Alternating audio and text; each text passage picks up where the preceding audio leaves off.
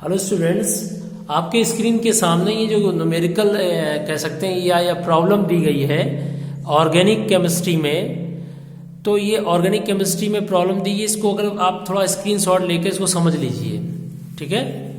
ये प्रॉब्लम बच्चों आपके 12th एग्जाम में और या फिर आपके बीएससी सेकेंड ईयर में ऑर्गेनिक केमिस्ट्री में आ सकता है क्वेश्चन। ओके, दोनों का सिलेबस सेम है। तो इस तरह के प्रॉब्लम्स एग्जाम में जरूर आती हैं जो रिएक्शन पर आधारित हैं, जो रिएक्शन पर बेस्ड हैं। तो बच्चों बड़े ध्यान से समझिएगा क्या लिखा हुआ है इसमें। एक ऑर्गेनिक कंपाउंड ए है, ध्यान से देखिए, an organic compound A on treatment with CHCl3 NaOH। एक कार्बनिक पदार्थ है, एक ऑर्गेनिक कंपाउंड है जिसका ट्रीटमेंट हमने क्लोरोफॉर्म और NaOH के साथ कराया, जिससे हमें दो प्रोडक्ट बी और सी प्राप्त हुए।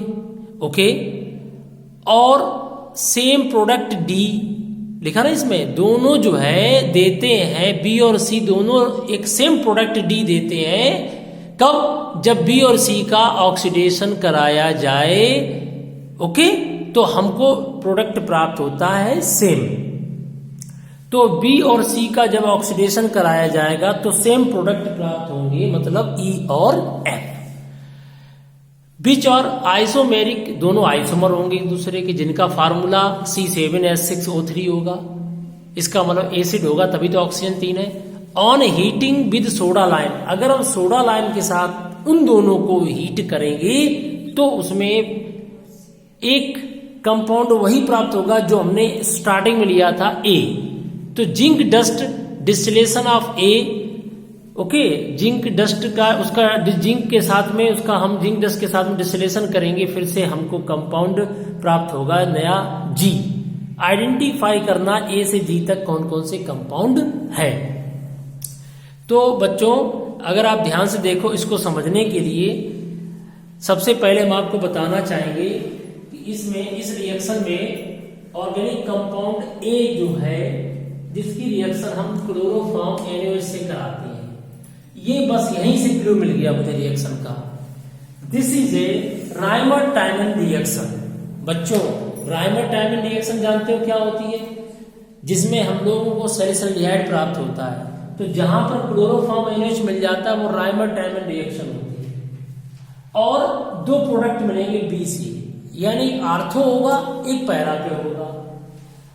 तो इनको समझने के लिए बड़े ध्यान से पहले क्वेश्चन को आप लोग समझ लीजिए, फिर हम आपको इसके आंसर्स को बताते हैं।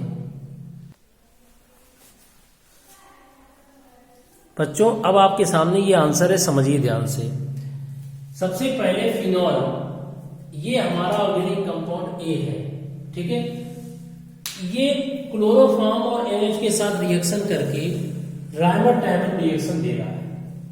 राइमर-टाइमन रिएक्शन में क्या होता है, इन दोनों की रिएक्शन से पैदा होगा इलेक्ट्रोफाइल, जिसका नाम होगा CHO+, that is called electrophile, ठीक है। वो इलेक्ट्रोफाइल आर्थो पैरा पे लगेगा, क्योंकि फिनॉल में प्लस मेसोमेरिक इफेक्ट होता है। ओके, तो ये आर्थो पैरा डायरेक्टिंग होता है फिनॉल, आर्थो पैरा डायरेक्टिंग। इसलिए आने वाला CHO+ आर्थो पे लग गया और पैरा पे लग गया। ये रिएक्शन इलेक्ट्रोफिलिक सब्स्टिट्यूशन रिएक्शन कहलाती है।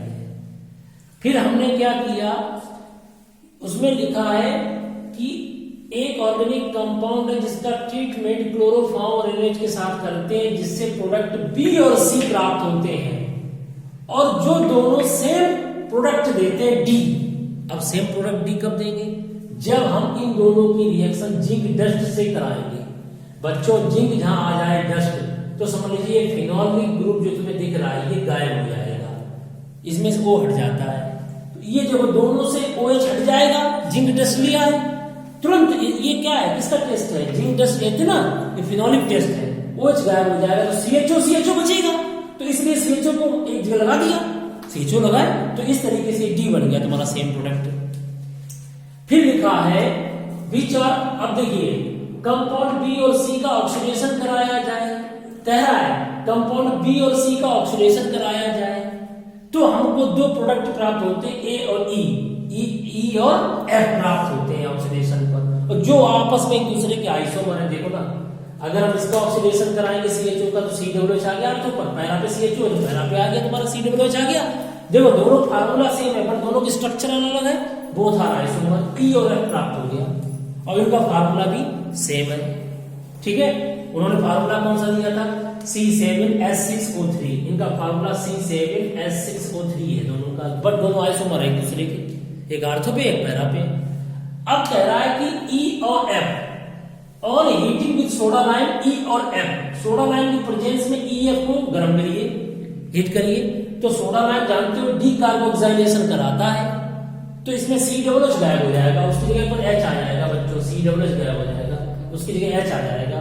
देखिए तो जब COOH गायब हो जाएगा तो फिनॉल ही तो बचेगा केवल, तो सेम प्रोडक्ट दे, वो कह रहा है वो प्रोडक्ट आएगा, वो कह रहे हैं E और F की सोडा लाइम से रिएक्शन कराने पर वही प्रोडक्ट आएगा जो A है। A तुम्हारा क्या था, फिनॉल था, वही आ गया, COOH गायब हो गया, डीकार्बोक्सिलेशन हो गया। ये जहां सोडा लाइम होता है उसे कहते हैं डीकार्बोक्सिलेशन, क्या कहते हैं, उसमें COOH घट गया, H आ गया। अब वो ये कह रहा है कि अगर उसी कंपाउंड A की रिएक्शन जिंक डस्ट से कराई जाए तो एक कंपाउंड नया प्राप्त होता है, वो G है। तो सिंपल सी बात है, जिंक डस्ट किसके लिए इस्तेमाल होती है, हमने बताया था OH हटाने के लिए, OH हटा के H ले आओ, बेंजीन बन गया, तो G तुम्हारा क्या है, बेंजीन है।